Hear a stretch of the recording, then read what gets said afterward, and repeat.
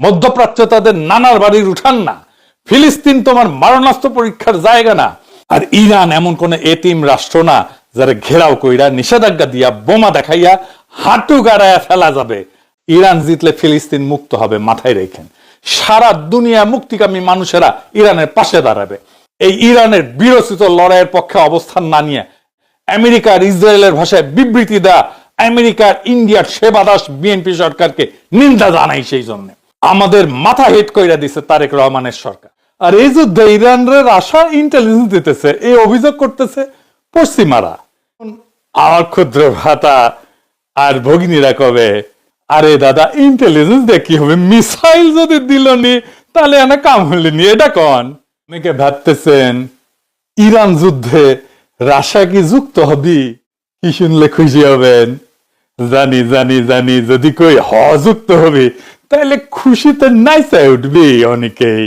না, রাশিয়া যুক্ত হবি না, যুক্ত হয়েই আছে সেই 2007 সাল থেকে। কারণ 2007 সালে পুতিন শুধু ইরানে যায়নি, উনি গেছিলেন একটা বার্তা নিয়ে। সেই বার্তাটাই আজকের এই সংঘাতের পিছনে একটা বড় কারণ। উনি কিছু এগ্রিমেন্ট করতে গেছিলেন, খুবই গুরুত্বপূর্ণ এগ্রিমেন্ট করতে গেছিলেন। তাহলে কাললে যে উনি পাড়া দিছিলেন সেইটা আমরা আজকে দেখব।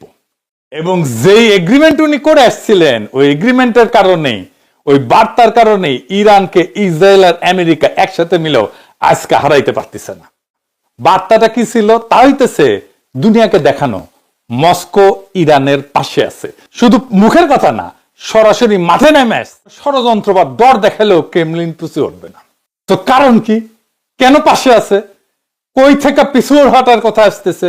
দেখেন ওই রয়টারের শিরোনামে দেখেন বুশ কইতেছে ইরান যদি পারমাণবিক শক্তি পায় তাহলে তৃতীয় বিশ্বযুদ্ধ শুরু হবে। কে করবে? ওই তো করবে। মানে ট্রাম্প আজকে চিল্লাইতেছে যা বইলা, সেটা বুশ চিল্লা গেছে সে 2007 সালে। এটা শুরু অনেক আগে থেকে, কিন্তু আসল খেলাটা শুধু পারমাণবিক বোমা না। কোথায়? এটা ছিল অনেক কয়টা ইস্যু নিয়ে, এটা জটিল ভূ রাজনৈতিক ইস্যু। পারমাণবিক বোমা, পারমাণবিক সক্ষমতা, কাস্পিয়ান সাগর, জ্বালানির রুট, ইউরোপের ভবিষ্যৎ এবং আমেরিকার একছত্র বিশ্বমণ্ডলী করার ক্ষমতা, এই সবগুলা রসুন মিলা পর বছর তোরা কি করছিস আমরা জানি না। একটা রাষ্ট্রকে আইসোলেট করে তাকে স্যাংশন দেয়, তারপরে প্রোপাগান্ডা চালায়, তারপরে রেজিম চেঞ্জের গল্প ফাদিস, তারপর বলে দেখো ওরা কত ডেঞ্জারাস। এই পুরানো নষ্ট স্ক্রিপ্ট দিয়া দুনিয়া আর চলবে না, ওই দিন শেষ। মনে রাখবেন, যে জাতি প্রতিরোধ করে তাকে শেষ করা যায় না, যে রাষ্ট্র মাথা নোয়ায় না তাকে সহজে গিলে খাওয়া যায় না, আর যে মানুষ আগ্রাসনের সামনে বুক সোজা করে দাঁড়ায় তাকে বোমা মেরে ধ্বংস করে দেওয়া যায়, কিন্তু হারানো যায় না। ইরানকে আজ যারা একা ভাবতেছে তারা ভুল করতেছে। কারণ ইরান শুধু একটা দেশ না, ইরান আজ একটা প্রতীক, একটা লাইন, একটা সীমারেখা। এই পাশে আছে দখলদারি, আগ্রাসন, সাম্রাজ্য আর ব্ল্যাকমেইল, আর অন্য পাশে আছে প্রতিরোধ, সার্বভৌমত্ব, দাঁতে দাঁত চেপে টিকে থাকার লড়াই। আর শুনে রাখেন, যে দুনিয়ায় ফিলিস্তিনের শিশু মরলে সভ্যতা চুপ থাকে, যে দুনিয়ায় ইসরায়েলের বোমা সেলফ ডিফেন্স হয়, যে দুনিয়ায় আমেরিকার আগ্রাসন স্ট্যাবিলিটি অপারেশন হয়, সে দুনিয়ায় নিরপেক্ষতা কাপুরুষতার আর এক নাম। আজকে প্রশ্ন একটাই, আপনি কার ভাষায় কথা বলবেন? সাম্রাজ্যবাদের ভাষায়, মার্কিনীদের ভাষায়, পশ্চিমাদের ভাষায়, না প্রতিরোধের ভাষায়? আপনি কার পাশে দাঁড়াবেন? যারা মানচিত্র কাইটাকে এটা মানুষ মারে তাদের পাশে, না যারা বলতেছে আমরা মরবো কিন্তু হাতি গাড়ো বাঁচবো না তাদের পাশে? বাংলাদেশের মানুষের জায়গা পরিষ্কার হওয়া দরকার।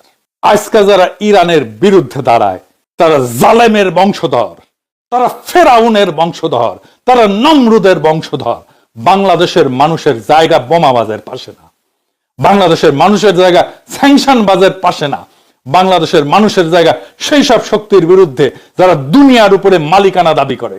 আজ যারা ইরানের বিরুদ্ধে দাঁড়ায় তারা শুধু ইরানের বিরুদ্ধে না, তারা প্রতিরোধের বিরুদ্ধে দাঁড়ায়, তারা আত্মমর্যাদার বিরুদ্ধে দাঁড়ায়, তারা জুলুমের পক্ষে দাঁড়ায়, তারা জালেমের পক্ষে দাঁড়ায়, তারা ফিলিস্তিনের বিরুদ্ধে দাঁড়ায়, তারা সার্বভৌমত্বের বিরুদ্ধে দাঁড়ায়, তারা দুনিয়ার মুক্ত মানুষের আকাঙ্ক্ষার বিরুদ্ধে দাঁড়ায়। এই লড়াই এখন শেষ না, এই লড়াই আরো লম্বা হবে। আর ইতিহাসের একটা নিষ্ঠুর নিয়ম আছে, সাম্রাজ্যবাদকে প্রথমে খুব শক্তিশালী দেখায়, তারপরে তাদেরকে খুব নিষ্ঠুর দেখায়, তারপরে খুব উদ্ধত দেখায়, তারপরে ভুল করতে থাকে, তারপরে ভাঙে। কিন্তু যারা টিকে থাকে, যারা লড়ে, যারা আগুনের ভিতর দিয়া মাথা নিচু করে না, ইতিহাস শেষ পর্যন্ত তাদের নামই লেখে। সময় আসছে স্পষ্ট হওয়ার, সময় আসছে সাম্রাজ্যবাদের প্রেস রিলিজ ফেলাইয়া দেওয়ার, সময় আসছে বলার ইরানের বিরুদ্ধে আগ্রাসন মানে শুধু এক দেশের বিরুদ্ধে যুদ্ধ না, এটা দুনিয়ার সব প্রতিরোধী মানুষের বিরুদ্ধে যুদ্ধ।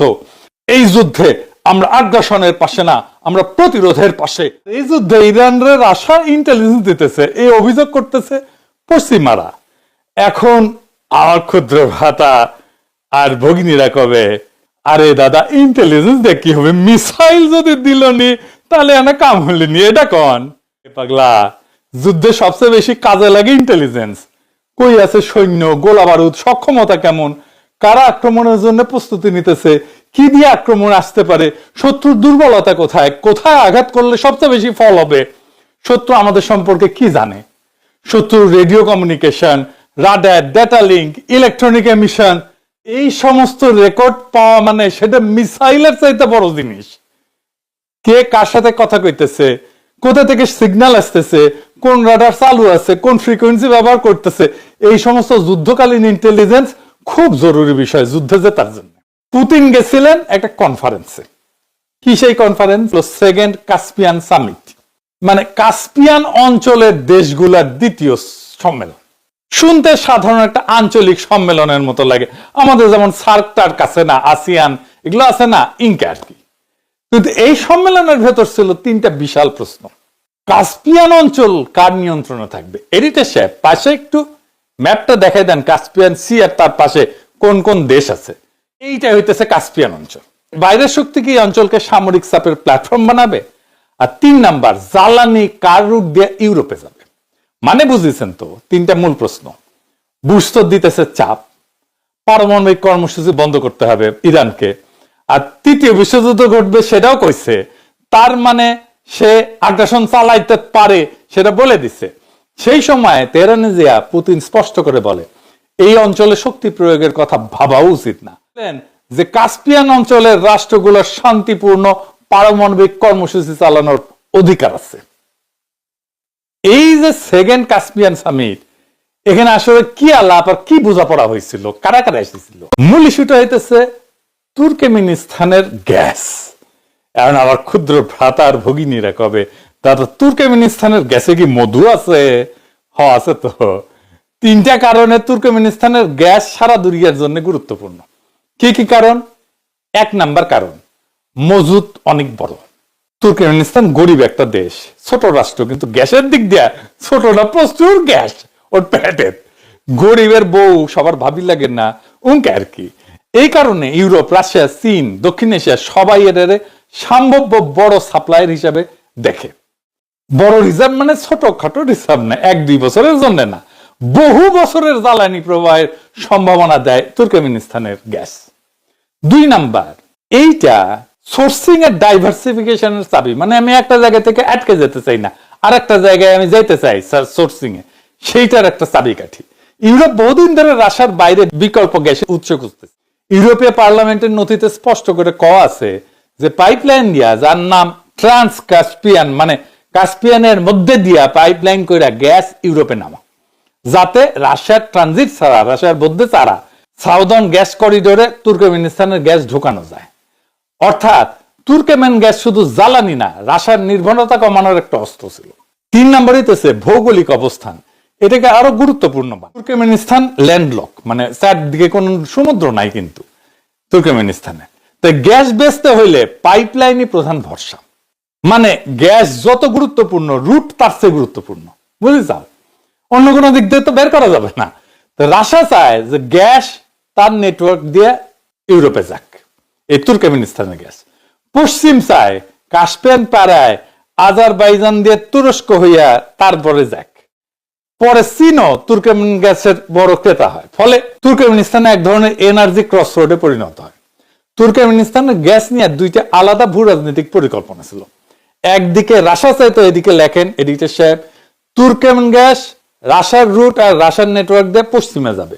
অন্যদিকে পশ্চিম, বিশেষ করে ইউরোপ এবং আমেরিকা সমর্থিত মহল চাইতো তুর্কমেনের গ্যাস কাস্পিয়ান পাড়ায় আজারবাইজান হয়ে তুরস্ক হয়ে ইউরোপে যাবে, যাতে রাশিয়াকে বাইপাস করা যায়। তার মানে রাশিয়ান পরিকল্পনা ছিল তুর্কমেনিস্তানের গ্যাস, কাজাকিস্তানের গ্যাস, এর দুইটার গ্যাস কাস্পিয়ান উপকূল ধরে রাশিয়ার পাইপলাইন নেটওয়ার্ক, তারপরে ইউরোপ। এটা হইতেছে সহজ রাস্তা, সিরাতুল মুস্তাকিম। তাইলে গ্যাস ইউরোপে যাবে কিন্তু রাশিয়ার নিয়ন্ত্রণে থাকবে। রয়টার্স 2007 সালে লিখেছিল এই চুক্তি রাশিয়ার রিজনাল গ্যাস ব্রোকার হিসেবে তার আধিপত্য মজবুত করবে। আর পশ্চিম সমর্থিত বিকল্প পরিকল্পনা কি ছিল? তুর্কমেনিস্তানের গ্যাস কাস্পিয়ান সাগরের নিচ দিয়া আজারবাইজান, জর্জিয়া, তুরস্ক, তারপরে ইউরোপ। এই ছিল ট্রান্স কাস্পিয়ান ধাঁচের পরিকল্পনা। এই পাইপলাইনটা নাবুক্কোর মতো নন রাশিয়ান রুটের সাথে যুক্ত হওয়ার কথা ছিল, ওই দিকে আর না যায়। এই নাবুক্কোর সাথে আবার সিরিয়া যুক্ত আছে, ওইটা আবার পরে আমি একটা এপিসোড করছিলাম অনেক আগে। যাই হোক, আবার আগের আলাপে ফিরে আসি। এর উদ্দেশ্য ছিল যে ইউরোপের রুশ গ্যাস নির্ভরতা কমানো। আপনি ম্যাপ দেখলে দেখবেন তুর্কমেনিস্তানের গ্যাস রাশিয়ান প্রভাবিত অঞ্চলের মধ্যে দিয়ে যদি না যাইতে চায়, তাহলে ইরানের অংশের মধ্যে দিয়ে যাইতে হবে, পাইপলাইন বসাইতে হবে ইরান দিয়া, যদি রাশিয়াকে বাইপাস করতে চায়। তাই হয় ইরানকে চাপ দিয়ে রাজি করাইতে হবে, অথবা ইরানের রেজিম চেঞ্জ করতে হবে। এই যে রেজিম চেঞ্জ জপিচ্ছে না ট্রাম্প, তার পিছনে এটা একটা কারণ, ইরানকে তার ইচ্ছা মতো যেন চালাইতে পারে। বুঝেছেন তো? তুর্কমেনিস্তানের এই গ্যাস নিয়ে দুই পক্ষের দুই আলাদা রাস্তার পরিকল্পনা ছিল। রাশিয়া বলছিল গ্যাস বেচো কিন্তু আমার পাইপলাইন দিয়ে বেচো, পশ্চিম বলছিল গ্যাস বেচো কিন্তু রাশিয়াকে বাদ দিয়ে বেচো।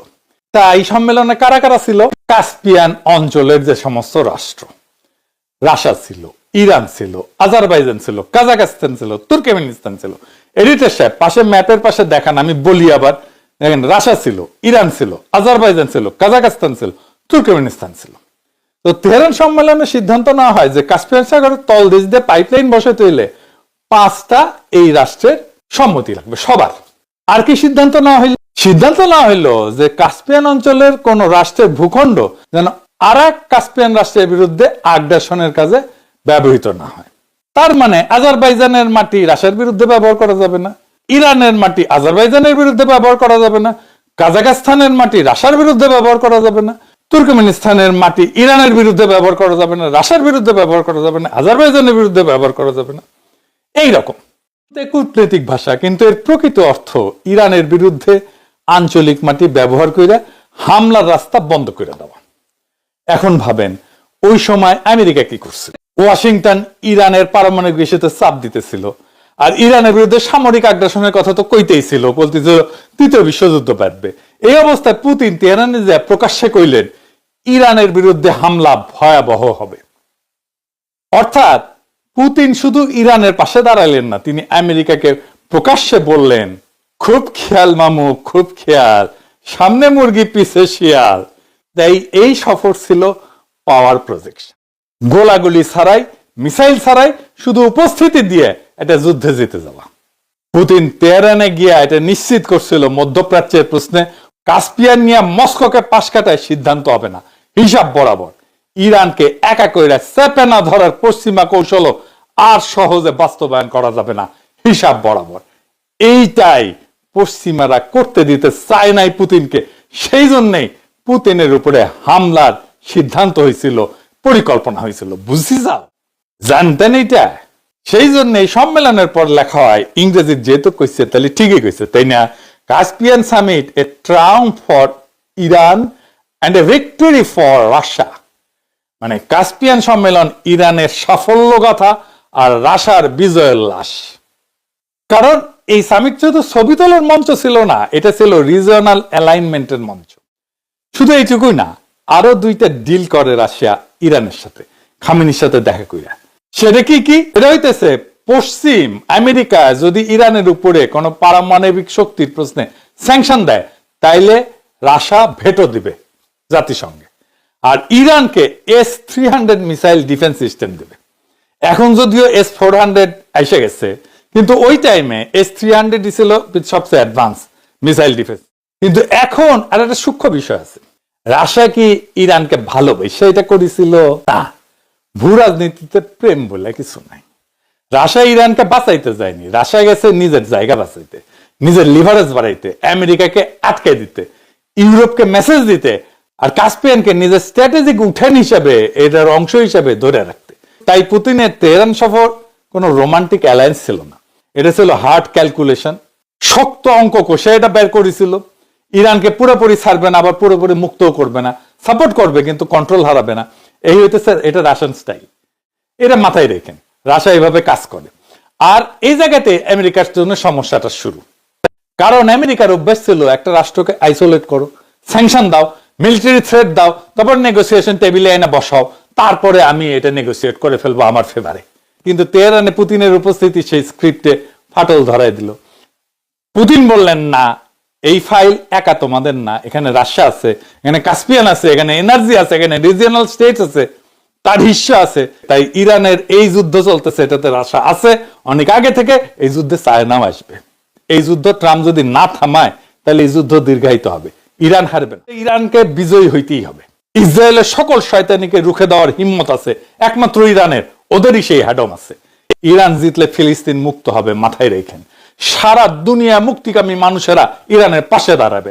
এই ইরানের বিরোচিত লড়াইয়ের পক্ষে অবস্থান না নিয়ে আমেরিকার ইসরায়েলের ভাষায় বিবৃতি দেয়া, আমেরিকার ইন্ডিয়ার সেবাদাস বিএনপি সরকারকে নিন্দা জানাই। সেই জন্য আমাদের মাথা হেট কইরা দিছে তারেক রহমানের সরকার। বাংলাদেশের মানুষ দৃঢ়ভাবে ইরানের উপরে আমেরিকার ইসরায়েলের আগ্রাসনের বিরুদ্ধে দাঁড়াতে হবে।